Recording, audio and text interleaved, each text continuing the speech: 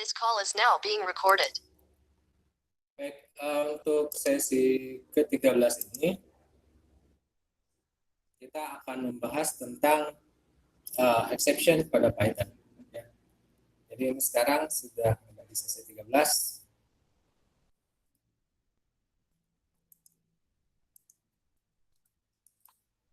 Nah, seperti halnya bahasa pemrogram yang lain, pada Python itu disediakan satu mekanisme untuk menghandle atau melakukan penanganan ketika terjadi kondisi tidak normal. Ya. Dalam pemrograman ini dinamakan exception. Oke, di sini pada slide disebutkan exception atau pengecualian adalah kondisi abnormal yang terjadi pada saat program dijalankan. Ini akan kelihatan atau muncul kondisinya ketika program kita di running. Nah, dalam Python tersedia exception handling yang merupakan mekanisme penanganan flow program normal karena terjadi exception, yaitu dengan melanjutkan flow ke code block yang lain. Kemudian sebuah exception mengandung informasi di mana dan kenapa exception itu terjadi. Jadi di dalam sebuah exception itu akan ada informasi dan faktor penyebabnya di mana terjadi kondisi abnormal tersebut. Bisa saja tidak error, tapi secara logik error. Atau bahkan mungkin menurut logika kita tidak mungkin ada error, tapi ternyata saat dijalankan error. Ya.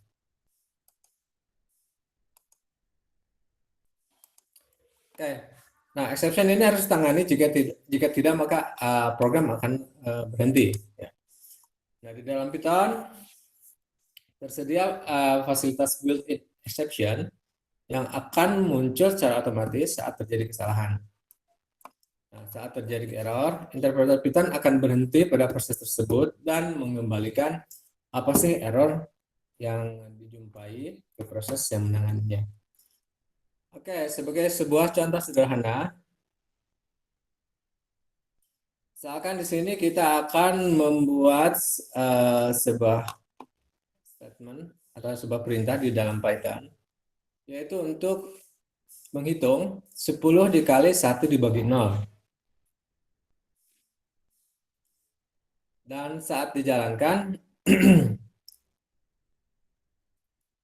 muncul pesan kesalahan, itu karena division by zero. Jadi 1 dibagi 0 itu adalah nilai yang tidak mungkin dioperasikan berikutnya.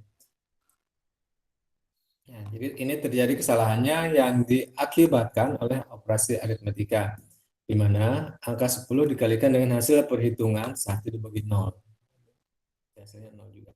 Nah, coba kita lihat di Python-nya seperti apa.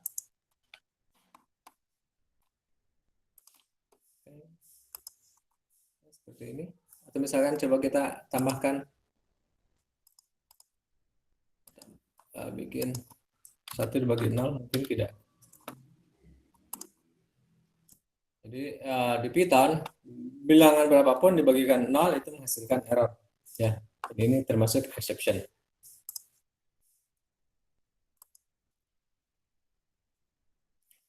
Oke. Sebentar, saya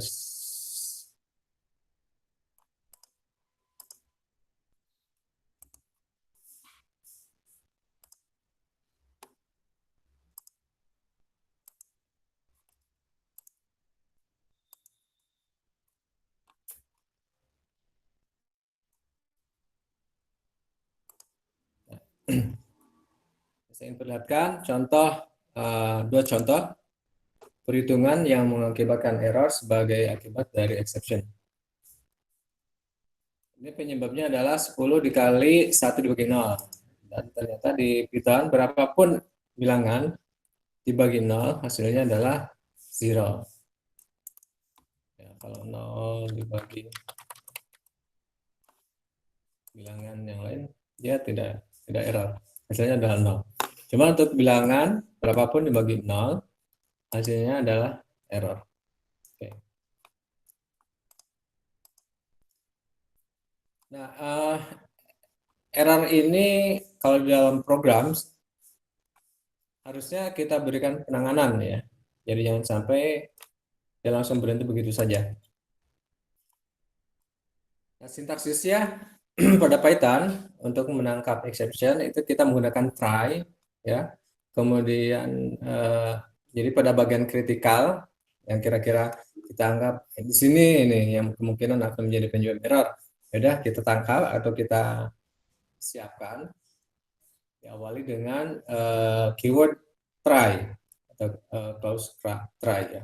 Kemudian kode program untuk menangani exception-nya kita tempatkan di bagian blok setelah diawali dengan keyword except. Ya. Oke, mari kita lihat contoh programnya. Ini sebuah contoh program di mana pada program ini ada sebuah variable list ya, array. Dan di dalam array tersebut datanya tidak seragam. Ini datanya juggling. Ada data alfabet ya, alfabet huruf A. Kemudian yang lainnya adalah numeric. Nah, di mana pada program berikutnya kita menggunakan perintah loop for yaitu untuk mengakses isi dari array build random ini. Sintaksisnya seperti ini, for, kemudian ini adalah variabel untuk menangkap atau menyimpan data build random. Jadi di apa namanya di Python ini salah satu mekanisme agar si data sebelumnya tidak terganggu, kita menggunakan variabel sejenis untuk menampung data tersebut biar bisa biar aman untuk diolah ya, diproses. Nah, kemudian setelah for ini, jadi for entry in bilangan random, jadi tidak tahu berapa sih lengthnya dari bilangan, pokoknya selama datanya masih ada, try. Nah, di dalam try ini apa yang dilakukan? Kemudian pertama akan mencetak atau menampilkan isi dari variable entry ini, ya, yang punya array. Kemudian ada sebuah variabel r, ya, yang akan menghitung 1 dibagi integer entry. Ya, jadi semua data yang ada di variabel build random ini akan dikonversikan menjadi bilangan integer. Angka 1, angka 2, dan angka 7 itu dianggap tidak akan bermasalah saat dikonvert ke bilangan integer. Namun pada data alfabet ya, huruf A ini akan terjadi kesalahan. Oke. Di sini kemudian ada except yang tugasnya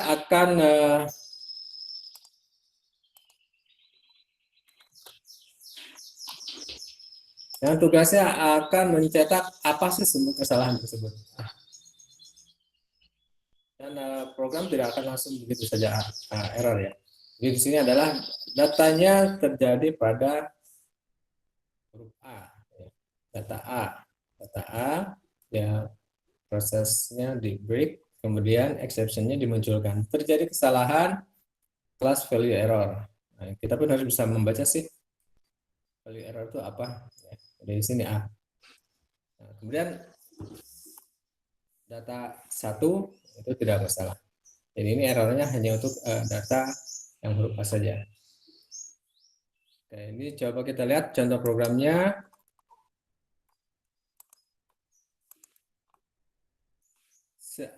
Ini kan seperti contoh tadi ya. Seandainya misalkan huruf A-nya kita pindahkan di posisi setelah angka 2.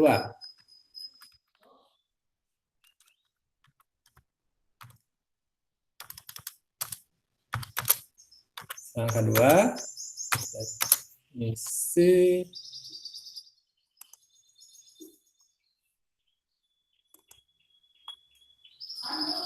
datanya tidak muncul ya.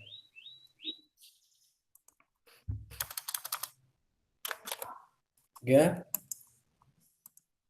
data 1, hasil 1 adalah 1.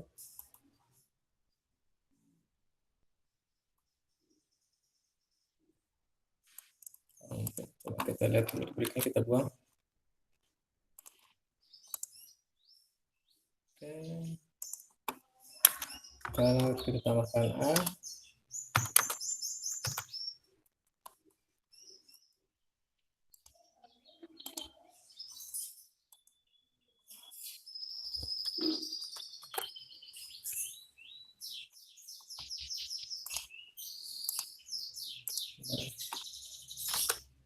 kita tambahkan A di sini, letak kesalahannya itu ada di, sorry, yang kurang. Nah, program akan diteruskan terus sampai selesai, cuman pada bagian A itu kan dinyatakan error. Data A terjadi kesalahan, yaitu class value error. Nah, ini kenapa kita manfaatkan try dan accept? Jadi fungsinya adalah untuk menangkap error ya di tengah-tengah eksekusi program. Kemudian akan disimpan dulu si errornya di ini di fasilitas sys execution info. Setelah selesai, kemudian baru akan ditampilkan errornya apa. Itu terjadi kesalahan katanya pada kelas value error. Nah, ini contoh dari pemanfaatan try dan accept, yaitu untuk menangkap kondisi di dalam program jika terjadi abnormal condition seperti ini. Dan di dunia nyatanya jangan heran nanti kalian akan ketemu dengan error yang aneh-aneh ya. Kita harus bisa membaca itu kira-kira sumber errornya dari mana, kenapa. Tidak hanya karena sintaksisnya yang salah, tapi seperti ini kesalahannya karena data ya. Ini kesalahan karena data. Memang pekerjaan yang nantinya perlu apa ya, pengalaman untuk bisa men-tracing ya, men-tracing penyebab dari terjadinya kesalahan. Nah, ini kalau kita buang 100 ya, kesalahannya hilang ya, tidak ada lagi kesalahan. Oke, sampai di sini ada pertanyaan? Silakan kalau ada yang mau bertanya. Tidak, Pak. Oke. Ya, jadi sekali lagi, fungsi exception ini diperlukan untuk menghandle berbagai kesalahan pada program. Ya, jadi yang tadinya misalkan bahasanya bahasa mesin yang tidak dipahami, ya kita tangani dengan bahasa yang kita pahami. Ya. Kemudian di dalam Python selain try dan except juga terdapat raise exception. Nah, raise exception ini itu adalah statement yang digunakan untuk memaksa sistem menampilkan pesan kesalahan yang dibuat sendiri. Ya. Jadi pesan kesalahan yang kita bikin, kita define sendiri saat terjadinya kesalahan pada program.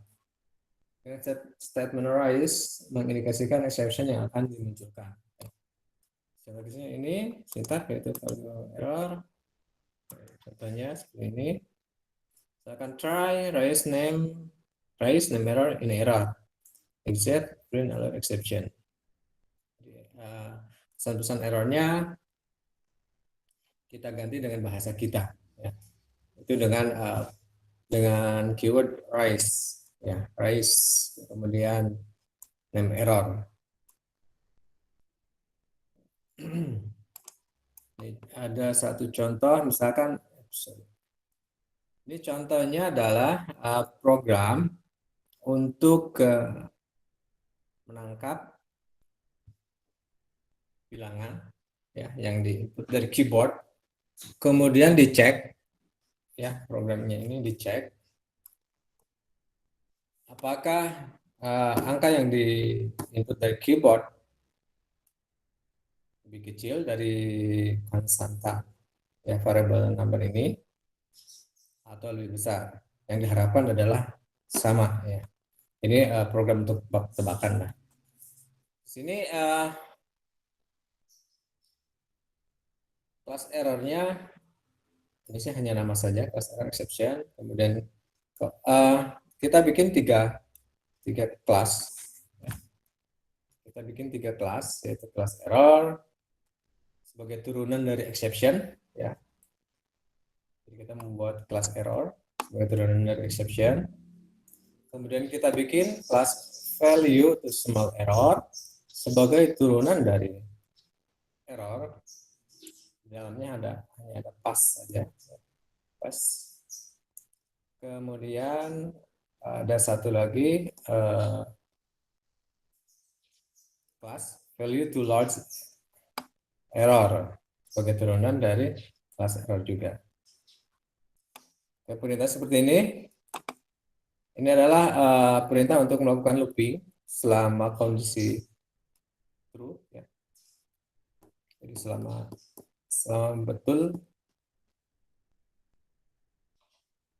selama belum betul dia akan terus looping. Jadi kalau sudah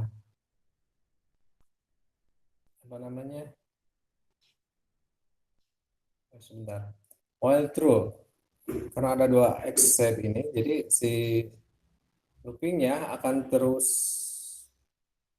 dilakukan selama masih ada error. Errornya ini ditangkap oleh si except ya, si except. Kalau sudah tidak ada kondisi ini, apakah itu lebih kecil atau lebih besar, sehingga exceptnya juga tidak ada, maka akan keluar dari si while. Kita lihat si programnya.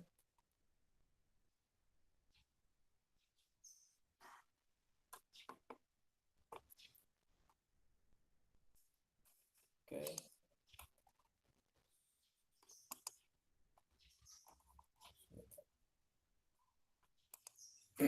Nah, ini oke. Nah, ini adalah hasil dari eksekusi baris perintah yang ini. Jadi ada keyword input ya, keyword input. Ini adalah perintah di dalam Python untuk menunggu inputan dari user yang melalui keyboard. Kemudian integer berarti semua inputannya harus bertipe integer. Kalau alphanumerik bisa nggak ya? Sorry, alfabet. Langsung error. Langsung error. Coba kalau misalkan sekarang kita coba kasih angka 5. Oke, dia akan menampilkan errornya yang ini. Except value to small error sebagai tampilan error yang dipicu oleh ini ya, yang dipicu oleh kondisi if i6 lebih kecil dari number, maka raise except yang ini ya. Kemudian sekarang kita cek kalau misalkan angkanya lebih besar dari 10. Kita lihat. Nah, dia akan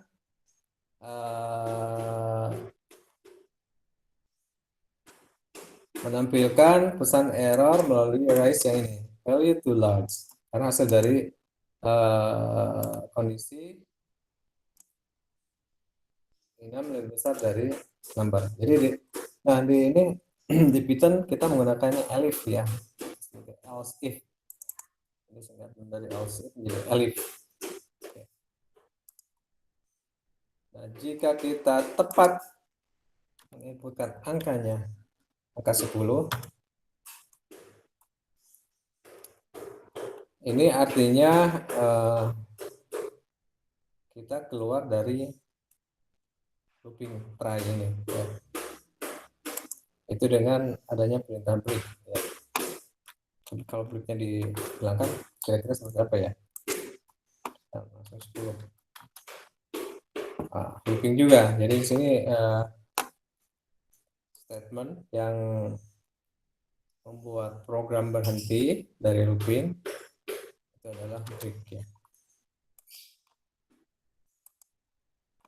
Dengan break ini kita menghentikan program, eksekusi program.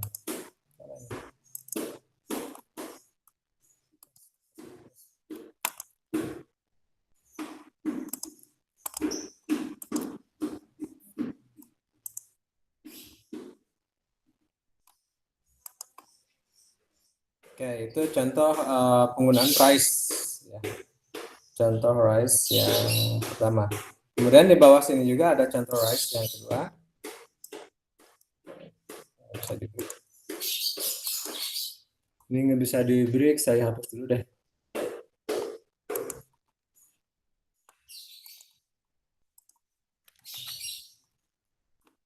Nah, kemudian pada contoh yang kedua, ini adalah perintah atau fasilitas untuk memvalidasi, ya, memvalidasi seandainya nanti di program kita harus menginput tanggal di mana formatnya sudah disesuaikan. Di sini kita diminta untuk memasukkan tanggal lahir dengan formatnya ini tanggal, bulan, dan tahun seperti ini. Kemudian nanti akan dicek tanggal lahirnya, DTM, serve, data input, DTM itu date time, strp time-nya, data inputnya seperti ini. Maka tanggalnya valid, ya. Validnya itu true. Nah, sekarang kita coba eksekusi. Pada error.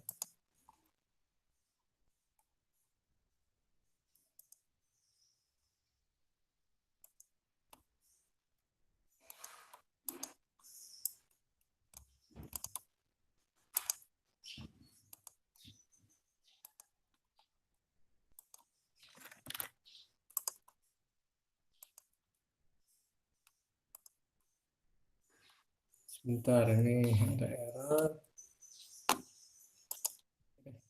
Bukan 3. Harus seperti ini hasilnya. Jadi ini kita diminta menginputkan tanggal. Oke, kita coba misalkan dengan format yang salah. 01 bulan dulu misalkan, ya, kemudian tanggalnya 31 19.00. Nah, ini formatnya tidak sesuai dengan format si tanggal lahir ini. Tidak sesuai. Jadi si loopingnya tidak pernah berhenti, ya, karena si validnya nilainya true. Nah, sekarang kalau misalkan kita ikutin formatnya tanggal, kemudian kalau 02 ada nggak, ya?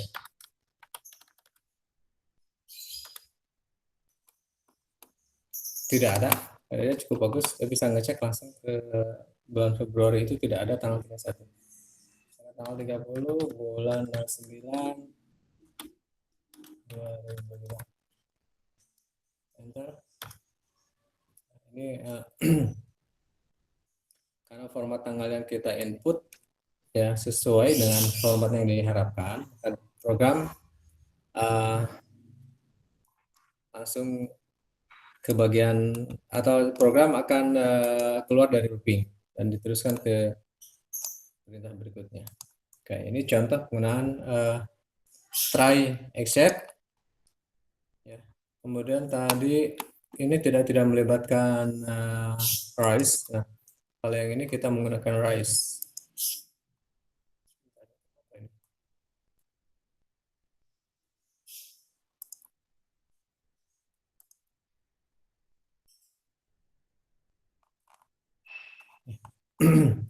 Nah, itu tadi yang rise seperti ini.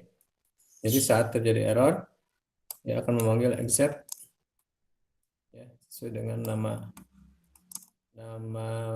kayak memanggil nama function ya, tapi fungsinya untuk exec. Oke. Nah, itu seperti itu.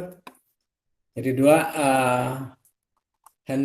error handling pada Python itu dengan menggunakan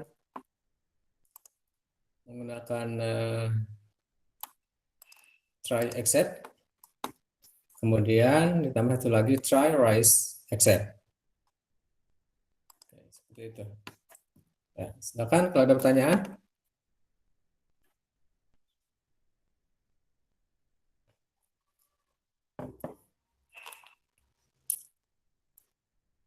Cukup jelas?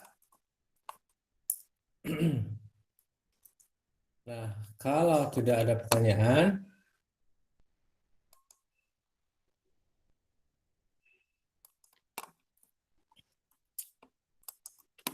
saya ingin kalian untuk mencoba ke real case. Ya, ini ada, kalau tadi saya bilang dua, sebenarnya ada tiga. Ada tiga case. Pilihannya, pertama itu data science case study with Python, Mercari price prediction. Ini source dari Third Science, ya. Kemudian yang kedua, simulate COVID-19 in your area with Python dan air model, source dari Third Science juga. Kemudian yang ketiga, using Python to visualize COVID-19 projection. Okay. Nah, tas yang kedua ini tasnya grup ya. Jadi, tugas untuk grup. Silakan gunakan grup yang sudah ada.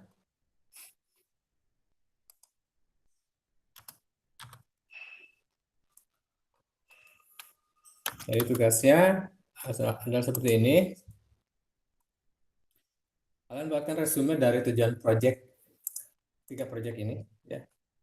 Data science case study, simulate COVID-19, dan using Python to visualize COVID-19 projection. Kalian bikin tujuan projectnya, kemudian metode pengerjaannya, cara mengerjakannya, sumber dari datanya dari mana, dan terakhir data hasil runningnya seperti apa.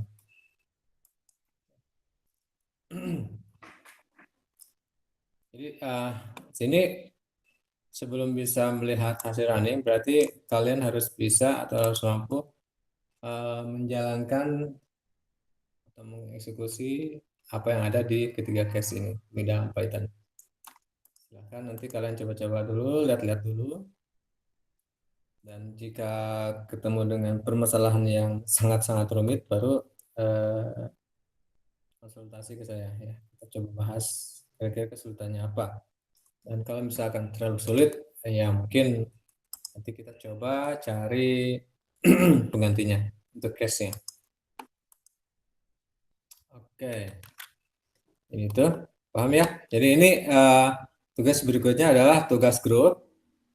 Gunakan kelompok yang sudah ada. Kalau misalkan kesulitan untuk kerja kelompok, ya sendiri saja kerjakan. Boleh, silahkan ya.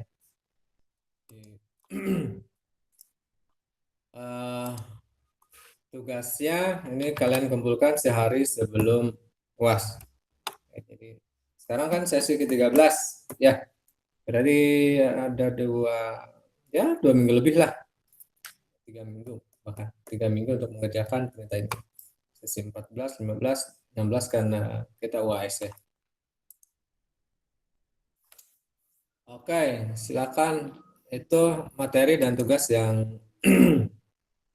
saya berikan di perkuliahan hari ini. Kalau ada pertanyaan, silakan.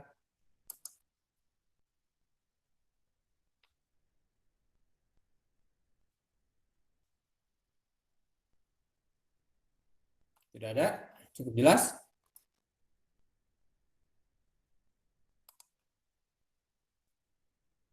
Jelas, Pak. Baik, kalau tidak ada pertanyaan, baik materi maupun tugasnya, saya kira untuk pertemuan hari ini saya cukupkan sekian. Materi seperti biasa nanti akan saya upload di LMS ya, LMS, dan tolong tugasnya dikerjakan. Dan tugas tadi yang kalau ada yang masih ingin diperbaiki, silakan kalian perbaiki dan kirimkan kembali ke email saya. Oke, mungkin pertemuan hari ini cukup sekian ya. Terima kasih. Assalamualaikum warahmatullahi wabarakatuh. Waalaikumsalam warahmatullahi wabarakatuh. Terima kasih, Pak. Terima kasih, Pak. Waalaikumsalam warahmatullahi wabarakatuh. Terima kasih, Pak.